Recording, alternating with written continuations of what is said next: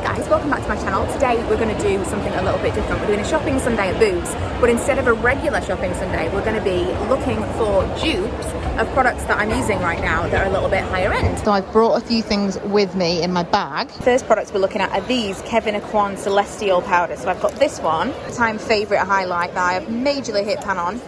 In Candlelight, and this darker shade in Sunlight, which I accidentally purchased because I thought I was getting the other one, but I actually really like this for like summertime. It's a really nice kind of sheeny bronze. Right, I've swatched them both, so we're going to go and find some dupes. L'Oreal or Revlon? I think it's Revlon that I'm looking for, one that I've seen online. It's this. This is random on its own, but it is this. They've got a couple more. And this one is, what colour is this? Twilight Gleam. I found them. So there's a Daybreak Glimmer, which I think is this one, Twilight Gleam, and then a Sun-Kissed Beam. There are more in the range, but this is all there are in this store. I'm failing at the first hurdle because I can't find a tester of any of these. I'm looking around to see if they're like on an end like this because they're new. I found it and no testers. What is going on? Of all the shades that I am looking at, because I looked online, ordering this online, I think Twilight Gleam is kind of somewhere between the two. So I think I'm just going to buy this one and we'll swatch it at home. Of all the shades they've brought out, this is the one I was looking at online. It's Twilight Gleam. I think it's somewhere in between. It's kind of a golden. So I think I'm going to buy this and we'll swatch it at home, which completely defeats the object of doing this in store. We're going to look at other brands as well. This stand is crazy, actually, is flickering. It's not just the camera. Right, this is Makeup Obsession Mega Destiny, and it's not, oh my god, we'll have to move somewhere else. It's much more shimmery than the others, somewhere in between in terms of colour, because it's more like a champagne colour. Really, really nice, actually, but it is a lot more kind of glittery, and I'm looking for more like a sheen. You can see the difference.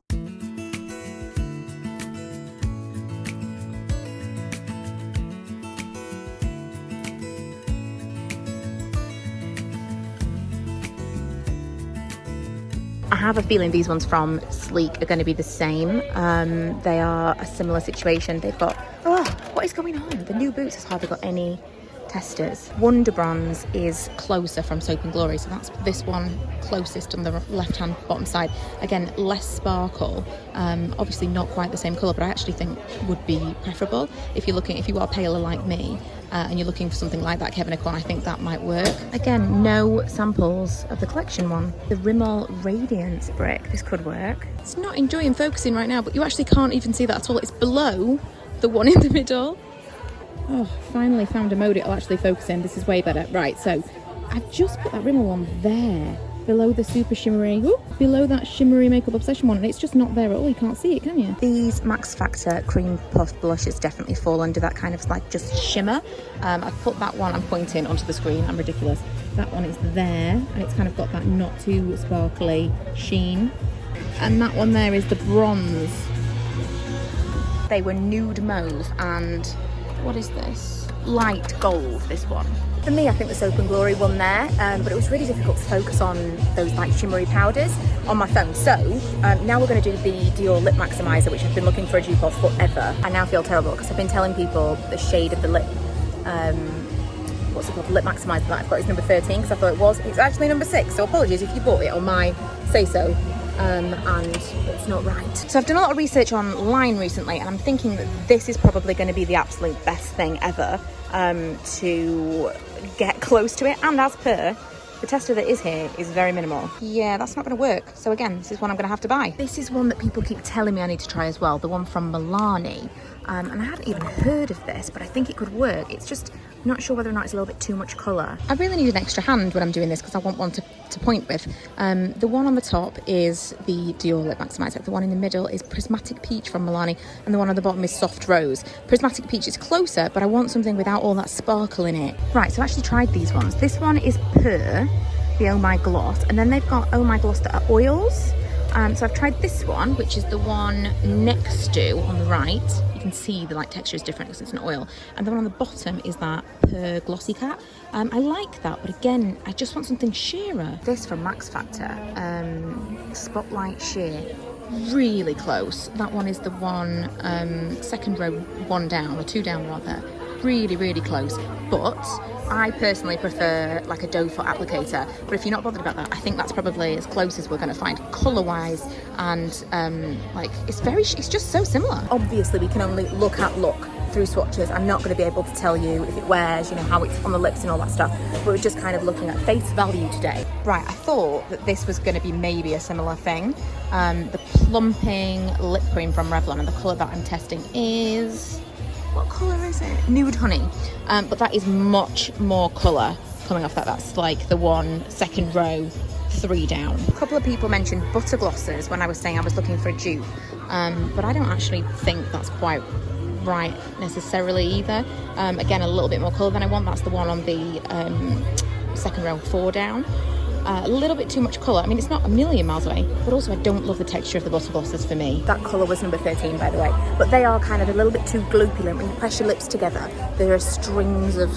I'm not a fan. So I think the Max Factor has got to be the winner. And my friend Charlotte actually wears the Max Factor one all the time, and she always looks... her lips always look kind of like they've just got a balm on them, but the colour is really, really nice. I think I'm tempted to forgo this now and just pick up that. Okay, last one. This is one of, if not my all-time favourite blushes, and it's from NARS. It's called Sex Appeal. I've never found one quite the same because it is practically non-existent. However, we struggled focusing on the powders last time, so what I might do is do a couple at a time and then get to some good lighting and show you as we go.